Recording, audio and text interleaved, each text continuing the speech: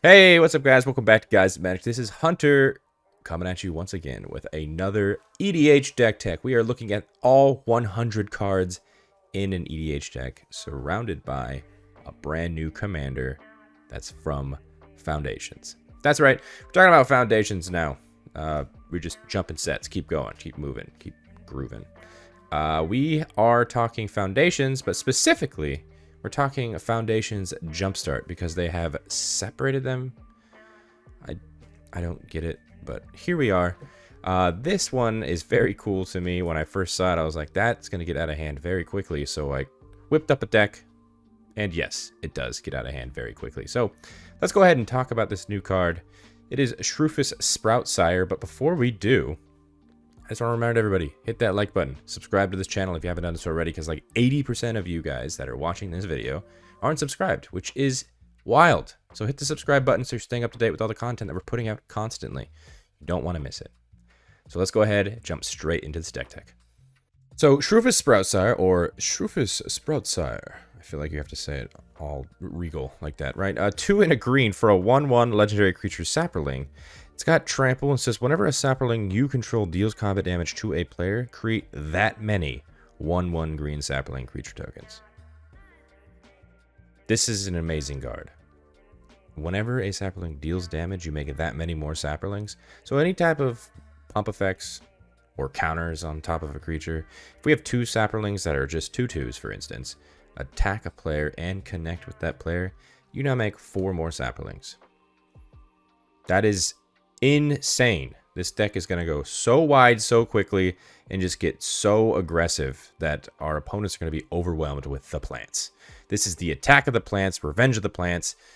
Yeah, I'm here for it. I cannot wait. So let's go ahead and get started with this deck tech. But as a reminder, we like to keep these deck techs in a range of $300 to $400. So you might have some other spicier cards you want to throw into this deck. By all means, go ahead. This is just my build. So like I said, budget between $300 and $400. And that's what we did here. So let's go ahead and get started with these creatures. These first 3 creatures, they are going to be some mana dorks. So Birds of Paradise, Elvish Mystic, and Llanowar Elves. Birds of Paradise, 1 green mana, 0/1 flyer. You can tap to add 1 mana of any color. Obviously, we're in mono green, so it doesn't really matter there. But Elvish Mystic and Llanowar Elves are both the exact same card, except different names. They are both 1 green mana. They are both a 1/1. They are both Elf Druids, and they both tap 4 green. Next 3 creatures aren't mana dorks themselves, but they help create mana for us. So Brightcap Badger is actually an adventure card. So the adventure part is called Fungus Frolic. For 2 and a green, it's an instant adventure that says create 2 1/1 green Saproling creature tokens. Fantastic. That's what we love. But the Brightcap Badger is 3 and a green for a 3/4. It says each fungus and Saproling you control has tap at a green. And at the beginning of your end step, you create a 1/1 green Saproling creature token. This card is fantastic in this deck. Everything checks every single box. Enduring Vitality is 1 and 2 green for a 3/3 enchantment creature. Elk Glimmer has got vigilance, and creatures you control have tapped at 1 mana of any color. And if this dies, if it's a creature, return it to the battlefield as an enchantment. Jaheira, Friend of the Forest, 2 and a green for a 2/3 legendary creature human elf druid. Says tokens you control have tapped at a green. So every single Saproling that we make also taps for green. All 3 of these cards are so good at making mana. These next 2 creatures care about card draw.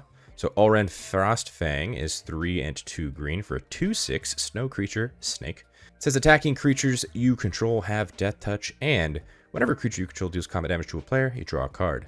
Similarly, Toski, Bearer of Secrets, 3 and a green for a 1/1 legendary creature squirrel. This spell can't be countered. It is indestructible. It has to attack each combat if able, and whenever a creature you control deals combat damage to a player, draw a card. So going wide strategies are fantastic with these 2 cards, especially Olren Frostfang giving everything death touch, so it's kind of helps our strategy a little more because people don't want to block those death touchers because they know they're going to die. But it'll get out of hand because we're going to be drawing a ton of cards when also making a whole bunch of Saprolings on the backside of that. It's card draw. Wins games. I mentioned the pump effects that will help this deck go, so let's talk about some of them. Adaptive Automation, 3 mana for a 2/2 artifact creature construct. As it enters the battlefield, choose a creature type. Saproling. It says it is the chosen type in addition to its other types, and other creatures of the chosen type get +1/+1. Spore Crown Thallid, 1 and a green for a 2/2 creature fungus. Each other creature you control that's a fungus or sapling gets +1/+1. Thalanite Hermit, 3 and a green for a 1/1 creature elf shaman. All saplings get +1/+1. It's got a morph cost if you wanted to do that for 3 and 2 green. And then whenever it's turned face up, you create 4 1/1 green sapling creature tokens. And a really great payoff card in any go-wide strategy is, of course, Craterhoof Behemoth.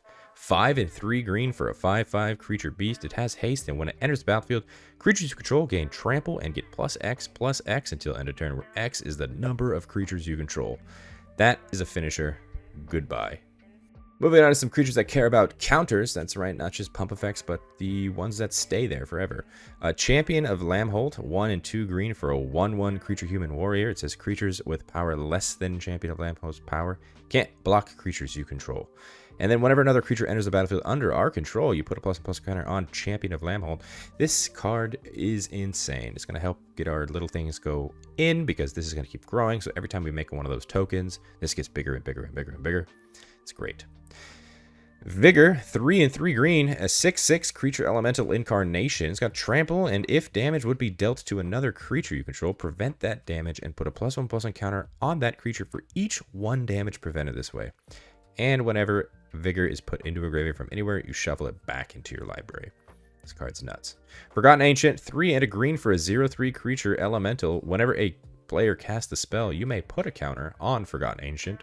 And then at the beginning of your upkeep, you may move any number of +1/+1 counters from Forgotten Ancient onto other creatures. Separate them, put them all onto our saplings, swing in, get more saplings. It's a snowball. Quilled Great Worm, 4 and 2 green for a 7/7 creature worm.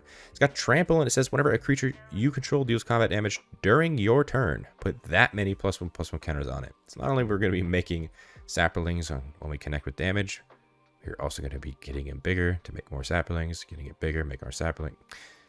Snowballs. And it also says you may cast this card from your graveyard by removing 6 counters from among creatures you control in addition to paying its other costs. So if Quilled Great Worm goes away, bring it back. Mycoloth, 3 and 2 green for a 4/4 creature fungus. It has Devoured 2, which means, if you don't remember, as it comes into play, you may sacrifice any number of creatures, and this creature comes into play with twice that many +1/+1 counters on it, which is fantastic, because at the beginning of your upkeep, you put a 1/1 green sapling creature token into play for each +1/+1 counter on Mycoloth. So go wide, keep going. And our final +1/+1 counter kind of creature is Metallic Mimic. 2 mana, 2/1, artifact creature shapeshifter. Enters the battlefield, choose a creature type. You're going to say sapling, and it is a sapling in addition to its other types. And each other creature you control of the chosen type enters the battlefield with an additional +1/+1 counter on it. I love that. To wrap up our creatures, let's talk about some of the other ones that make additional saplings. Jade Mage is 1 and a green for a 2/1 creature human shaman. You can pay 2 and a green to create a 1/1 green sapling creature token. Namada Grove Guardian, 4 and 2 green for a 4/5 legendary creature treefolk. You can pay 2 and a green to create a 1/1 green sapling creature token. You can also sacrifice a sapling, and sapling creatures get +1/+1 until end of turn. Utopia Mycon is 1 green mana for a 0/2 creature fungus. At the beginning of your upkeep, you put a spore counter on Utopia Mycon. Then you can remove 3 spore counters from Utopia Mycon to create a 1/1 sapling creature token. Or you can just sacrifice a sapling to add 1 mana of any color. This card does a lot, and it's in the deck for a good reason. Psychotrope Thallid is 2 and a green for a 1/1 creature fungus. At the beginning of your upkeep, you put a spore counter on it. And then you can remove 3 spore counters from it to put a 1/1 green sapling creature token into play. You can also just pay 1, sacrifice a sapling, and draw a card. Spore Mound, 3 and 2 green for a 3/3 creature fungus. It has landfall, which means whenever land enters the battlefield, you create a 1/1 green sapling creature token. Tendershoot Dryad, probably the best sapling creator in the game. 4 and a green for a 2/2 creature Dryad. It has Ascend, which means if you control 10 or more permanents, you get the city's blessing for the rest of the game.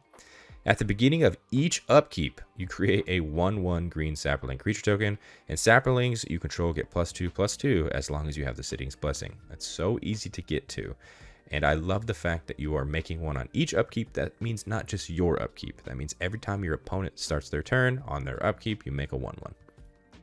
Very similarly, we have Verdant Force, which is 5 and 3 green for a 7/7 creature elemental. And at the beginning of each upkeep, you make a 1/1 green sapling creature token.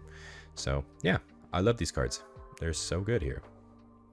Moving on to the sorcery department, we are playing with some ramp. We're in green, so we got to get as much mana as possible. Cultivate, 2 in a green. Search your library for up to 2 basic land cards. Reveal those cards, put one on the battlefield tapped and the other in your hand. Then shuffle. Nature's Lore, 1 in a green for sorcery. Search your library for a forest card. Put that onto the battlefield. Then shuffle. Doesn't say tapped. And rampant growth is 1 in a green as well. For search your library for a basic land. Put that onto the battlefield tapped. Then shuffle. Some sorceries that create more saplings for us. We have Fungal Sprouting, 3 in a green, sorcery. Put X 1/1 green sapling creature tokens onto the battlefield where X is the greatest power among creatures you control. Make a whole bunch. Sapling Migration, 1 and a green. Has a kicker of 4 if you wanted to. You create 2 1/1 green sapling creature tokens, but if it was kicked, you create 4 of those instead. I think most of the time you're going to be playing this just for 2. Because that's a pretty good rate. For 2 mana, make 2 1/1s. I'm here for it. Sapling Symbiosis is 3 and a green. That says you may cast it as though it has flash. If you pay 2 more to cast it, you create a 1/1 green sapling creature token for each creature you control. So just double up everything. These next sorceries are all about pumping up our creatures. We want to do as much damage as we can in our go wide strategy, and these are the cards that can get us there. Finale of Devastation, X and 2 green. Sorcery, search your library and or graveyard for a creature card with mana value X or less, and put it onto the battlefield. If you search library this way, shuffle. If X is 10 or more, creatures you control get +X/+X and gain haste until end of turn. Go and find Craterhoof with this. Make sure X is at least 10, and then just absolutely dominate and win. Overrun, 2 with 3 green sorcery. Creatures you control get +3/+3 and gain trample until end of turn. And a brand new card from Foundations is Preposterous Proportions. It's 5 and 2 green for a sorcery that just says creatures you control get +10/+10 and gain vigilance until end of turn. How many saplings are we going to connect with, and how many are we going to make off of that? It's going to go crazy.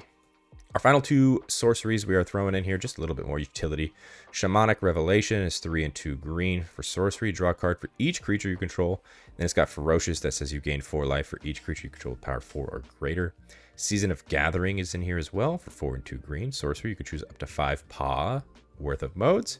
You may choose the same mode more than once. For 1 paw, you can put a +1/+1 counter on a creature you control. It gains vigilance and trample to end of turn.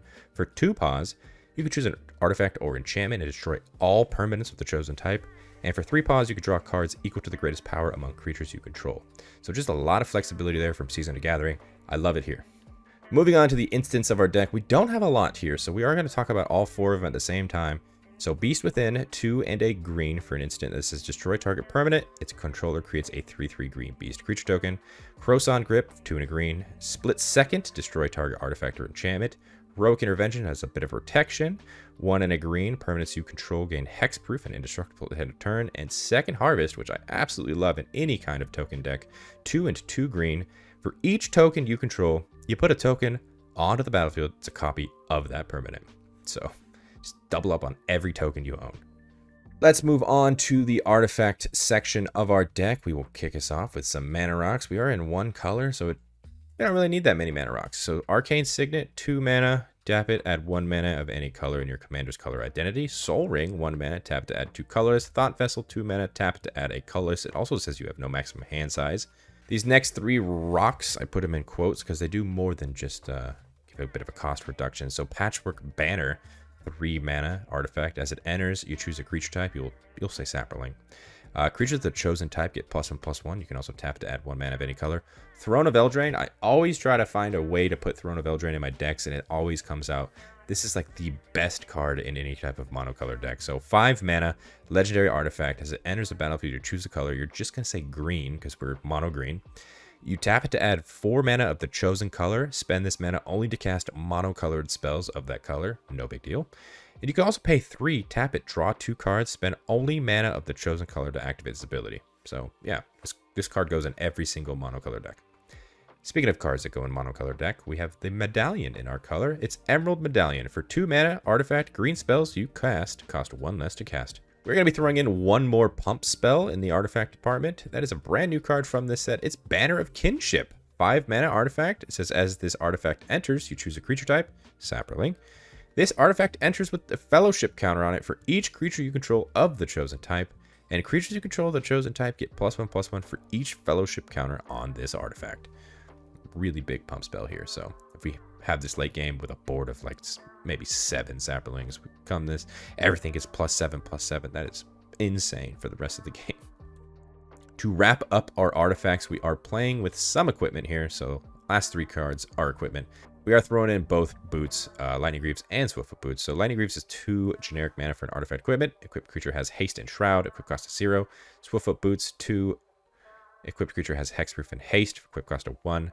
And Skull Clamp for 1 mana. Equipped creature gets +1/-1. And whenever equipped creature dies, you draw 2 cards. Equipped cost of 1. So if we really need card draw there, just attach to our Saplings and boom, draw 2 cards. Moving on to the enchantment section of our deck, we are playing with counters. So let's talk about these encounters. Matter enchantments. Court of Garenbrig for 1 and 2 green enchantment. As it enters the battlefield, you become the monarch. At the beginning of your upkeep, you can distribute 2 +1/+1 counters among up to 2 target creatures. Then, if you're the monarch, double the number of +1/+1 counters on each creature you control. So good. Innkeeper's Talent for 1 and a green. Enchantment class. At the beginning of combat on your turn, you put a +1/+1 counter on target creature you control. For 1 green mana, you can actually go up to level 2, which says permanents you control with counters on them have ward 1, just a little extra protection. And for level 3, for 3 and a green, if you would put 1 or more counters on a permanent or player, you put twice that many of each kind of those counters on that permanent or player instead. And Tribute to the World Tree. 3 green mana, enchantment.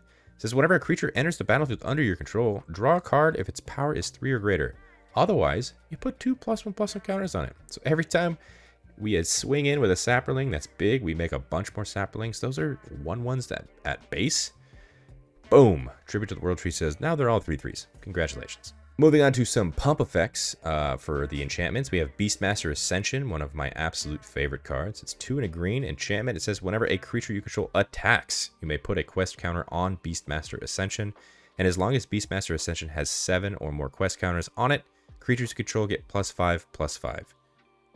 I absolutely love that this is an attack trigger because if you were already at maybe 5 quest counters and you swing it with 3 creatures, this gets the additional 3 quest counters. It's now 8 quest counters. And then all of your creatures that you just swung in with automatically get that +5/+5 boost. It's going to make it very difficult for your opponents to deal with. Gaia's Anthem, 1 and 2 green enchantment. Creatures you control get +1/+1. Miragonda Petroglyphs is 3 and a green for an enchantment. It says creatures with no abilities get +2/+2, which is all of our tokens. Sylvan Anthem for 2 green mana. Green creatures you control get +1/+1, and whenever a green creature enters the battlefield under your control, you can scry 1.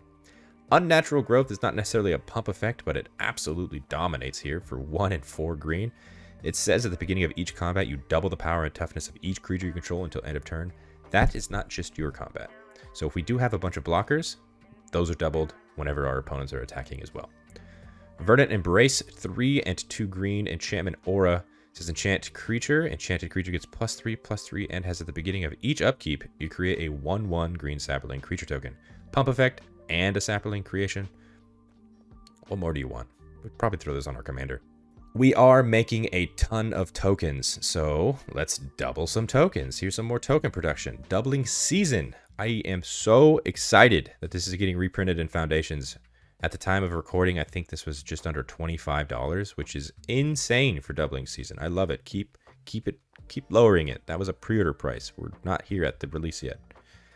4 and a green says if an effect would create 1 or more tokens under your control, it creates twice of that many tokens instead.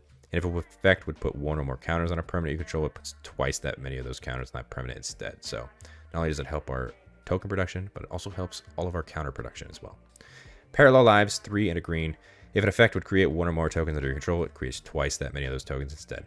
And our final enchantment of this deck is just a little bit of removal. And by removal, I mean removal because Kenra's transformations here. 1 and a green enchantment aura. Enchant creature. And when it enters the battlefield, you draw a card. The enchanted creature loses all abilities and is a green elk creature with base power and toughness 3/3. This is the absolute worst card for your opponent to see coming down on their commander because their commander is the helm of their deck, which makes the deck run, essentially.